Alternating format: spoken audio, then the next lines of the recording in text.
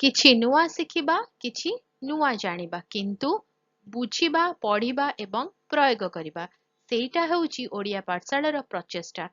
ଆପଣମାନଙ୍କୁ ସମସ୍ତଙ୍କୁ ସ୍ୱାଗତ ଓଡ଼ିଆ ପାଠଶାଳାକୁ। ଚାଲନ୍ତୁ ଆଜିର ଭିଡ଼ିଓରେ ଡିସ୍କସ୍ କରିବା ବିଶ୍ୱ ଶାନ୍ତିରେ ଭାରତର ଭୂମିକା। ଭାରତ ସର୍ବଦା ଏକ ଏପରି ରାଷ୍ଟ୍ର ଯିଏ ଶାନ୍ତି, ସୌହାର୍ଦ୍ଦ୍ୟ ଏବଂ ଅହିଂସା ଉପରେ ବିଶ୍ୱାସ କରେ। ପ୍ରାଚୀନ କାଳରୁ ଭାରତର ସଂସ୍କୃତି ଏବଂ ଦର୍ଶନ ବସୁଦେବ କୁଟୁମ୍ବକମ୍ ଧାରଣାକୁ ପ୍ରୋତ୍ସାହିତ କରି ଆସିଛି, ଯାହାର ଅର୍ଥ ବିଶ୍ୱ ଗୋଟିଏ ପରିବାର। ବିଶ୍ୱ ଶାନ୍ତି ପାଇଁ ଭାରତ ସର୍ବୋତ୍ତମ ଅବଦାନ ମଧ୍ୟରୁ ଗୋଟିଏ ମହାତ୍ମା ଗାନ୍ଧୀଙ୍କ ମାଧ୍ୟମରେ ଆସିଥିଲା, ଯିଏ ବିଶ୍ୱକୁ ଅହିଂସା ଏବଂ ସତ୍ୟର ଶକ୍ତି ଶିଖାଇଥିଲେ। ଭାରତର ସ୍ୱାଧୀନତା ପାଇଁ ତାଙ୍କର ଶାନ୍ତିପୂର୍ଣ୍ଣ ସଂଘର୍ଷ ସ୍ୱାଧୀନତା ଏବଂ ମାନବାଧିକାର ପାଇଁ ଅନେକ ବିଶ୍ୱ ଆନ୍ଦୋଳନକୁ ପ୍ରେରଣା ଦେଇଥିଲା। ମାର୍ଟିନ୍ ଲୁଥର କିଙ୍ଗ ଜୁନିୟର ଏବଂ ନେଲସନ ମଣ୍ଡେଲାଙ୍କ ପରି ନେତାମାନେ ନ୍ୟାୟ ଏବଂ ସମାନତା ହାସଲ କରିବା ପାଇଁ ତାଙ୍କ ଅହିଂସାର ପଥ ଅନୁସରଣ କରିଥିଲେ। ସ୍ୱାଧୀନତା ପରେ ଭାରତ ଆନ୍ତର୍ଜାତୀୟ ସହଯୋଗ ମାଧ୍ୟମରେ ଶାନ୍ତି ବଜାୟ ରଖିବାରେ ସକ୍ରିୟ ଭୂମିକା ଗ୍ରହଣ କରି ଆସୁଛି। ଜାତିସଂଘର ପ୍ରତିଷ୍ଠାତା ସଦସ୍ୟ ଭାବରେ ଭାରତ ସର୍ବଦା ଯୁଦ୍ଧ ଉପରେ କୂଟନୈତିକ ସମାଧାନକୁ ସମର୍ଥନ କରିଛି। ଭାରତୀୟ ସୈନିକମାନେ ବିଶ୍ୱବ୍ୟାପୀ ଅନେକ ଜାତିସଂଘ ଶାନ୍ତି ମିଶନରେ ମଧ୍ୟ ଅଂଶଗ୍ରହଣ କରିଛନ୍ତି।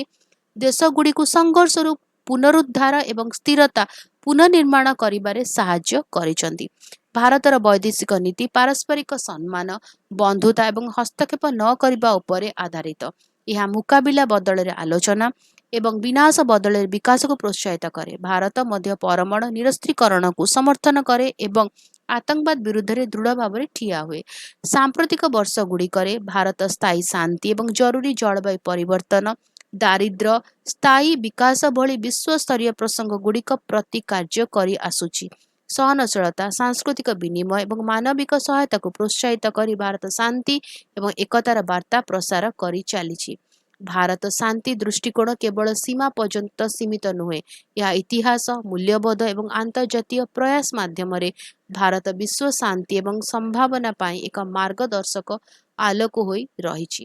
ଭିଡ଼ିଓଟି କେମିତି ଲାଗିଲା ମୋତେ କମେଣ୍ଟ କରିକି ଜଣାଇବ। ଯଦି କିଛି କ୍ୱେଶ୍ଚିନ୍ସ ଅଛି, କିଛି ଡାଉଟ୍ ଅଛି, କମେଣ୍ଟ ଲେଖିଦେବ, ଆନ୍ସର କରିବା। ଆଉ ଯଦି ଭଲ ଲାଗିଲା ଭିଡ଼ିଓ ଟିକେ ଲାଇକ୍ କରିଦେବ, ଭିଡ଼ିଓ କନ୍ତୁ ସେୟାର କର, ଚ୍ୟାନେଲକୁ ସବସ୍କ୍ରାଇବ କରି ବେଲ୍ ଆଇକନ୍ ପ୍ରେସ୍ କରି ଅଲ୍ ନୋଟିଫିକେସନକୁ ଅନ୍ ରଖିଥା। ତାହେଲେ ରହୁଛି, ଦେଖା ହବା ଆଗାମୀ ଭିଡ଼ିଓରେ। ଭଲରେ ରୁହ, ସୁସ୍ଥରେ ରୁହ, ମୋତେ ଅନୁମତି ଦିଅ। Bye bye.